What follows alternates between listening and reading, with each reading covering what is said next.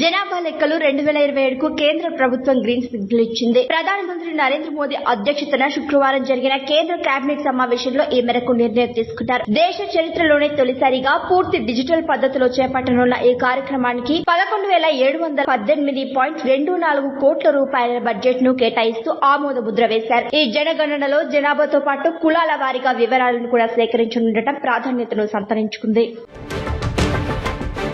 విశాఖపట్నంలో కాగ్నిజెంట్ శాశ్వత క్యాంపస్ కు ఏపీ సీఎం చంద్రబాబు, ఐటీ మంత్రి లోకేష్ శంకుస్థాపన చేశారు. కాగ్నిజెంట్ సత్వా సంస్థతో పాటు మరో 7 ఐటీ సంస్థలకు భూమి పూజ చేశారు. అనంతరం చంద్రబాబు మాట్లాడుతూ నాలెడ్జ్ ఎకాడమీ టెక్నాలజీకి విశాఖపట్నం కేంద్రంగా మారబోతోందని చెప్పారు. ఎకనామిక్ రీజియన్ కింద నగరాన్ని అభివృద్ధి చేస్తున్నామని తెలిపారు.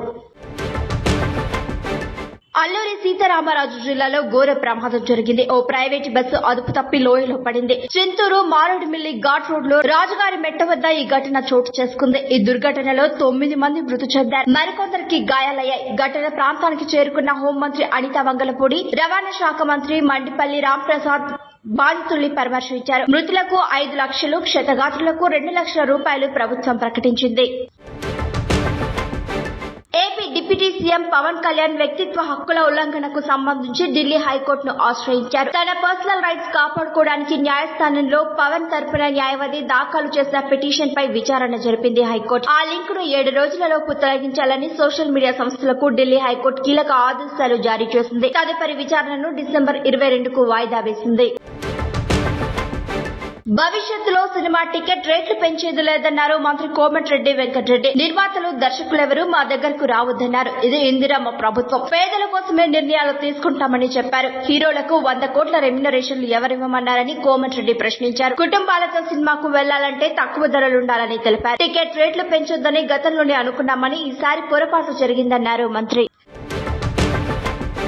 తాను కూడా ఏదో ఒక రోజు సీఎం అవుతానన్నారు తెలంగాణ జాగృతి అధ్యక్షురాలు కవిత. శుక్రవారం మీడియాతో మాట్లాడిన ఆమె తాను సీఎం అయితే 2014 నుంచి జరిగిన అన్ని విషయాలపై విచారణ చేయిస్తానని తెలిపారు. తనపై ఆరోపణలు చేసిన వారికి లీగల్ నోటీసులు పంపుతానని హెచ్చరించారు కవిత. బీఆర్ఎస్ నేతల అవినీతిని తనపై రుద్దే ప్రయత్నం చేయొద్దని, తప్పుడు ఆరోపణలు చేస్తే ఒక్కొక్కడికి తోలు తీస్తానని అన్నారు.